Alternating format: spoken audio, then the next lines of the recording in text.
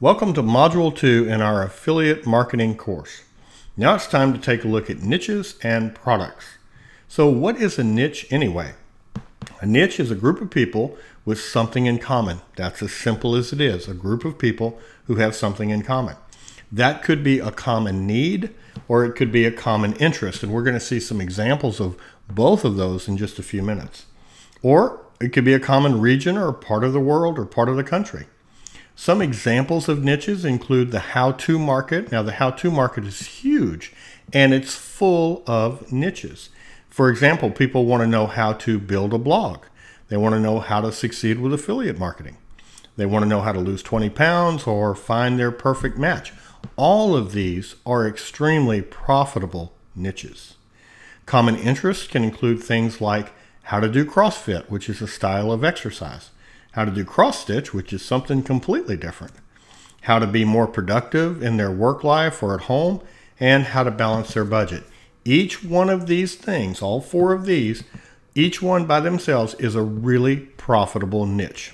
So don't let the possibilities overwhelm you. What I'm trying to convey is this.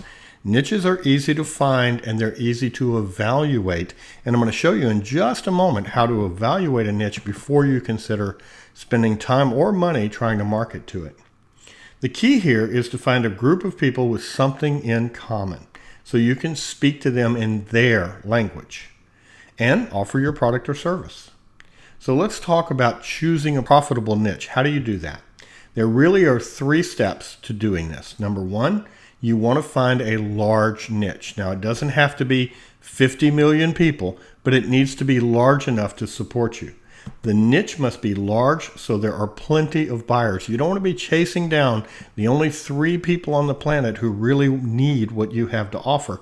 You want to be able to make easy sales. And the way you do that is you get into a niche where people are buying things all the time, where they need things all the time.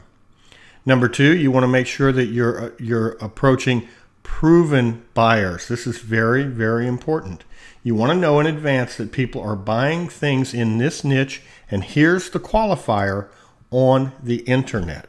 So if you're selling Learjets or Rolls-Royce cars or diamonds, it's going to be very difficult to close that sale on the internet. You can generate leads that way, but closing the sale, especially in an automated way, that's not going to happen. So what you want to do is make sure the niche you choose, these people are already buying things online. It's very easy to figure that out, but it's a key factor in your choice. You can do this by searching Google, especially if you condition your search with terms like best price or best deal or coupon. You see, people who do searches for the best price on something, they're not just curious, they're ready to buy. Same thing with best deal or coupon. For example, best price on autoresponder. What does that yield? What does that show us? Well, I did this search today, and here's what I found. The top 4 results inside Google are all paid ads. Now look at the very top one, Constant Contact. Constant Contact is paying a lot of money to be at the very top of Google because they understand best price on autoresponder is a buying signal. When somebody looks for the best price, they're ready to buy. In a similar way, you can use that information to do research to determine, is a niche profitable for you? Number 3, you need a way to reach them. This is very important. You have to be able to play in the game to win. And so you've got to be able to reach prospects just like other people can. Today, you can reach almost any group with advertising or social media, and that works to your advantage. Many years ago, when people were doing affiliate marketing, it was much harder because there were far fewer ways to reach people. But you want to make sure that you can reach the people in the niche you choose. The way to do that is, once again, use Google and search for ways to advertise in your niche and for affiliate-friendly ad sources. This is important to know. Not every ad source out there is going to be friendly to affiliates, so you have to be careful. Some ways to advertise that work in almost all niches include solo ads, which is an email sent to someone else's mailing list for a fee. You pay them a fee, and they send an email to their list for you advertising your product. Solo ads are extremely affiliate-friendly. Facebook advertising is very cost-effective, highly targeted and very affiliate friendly.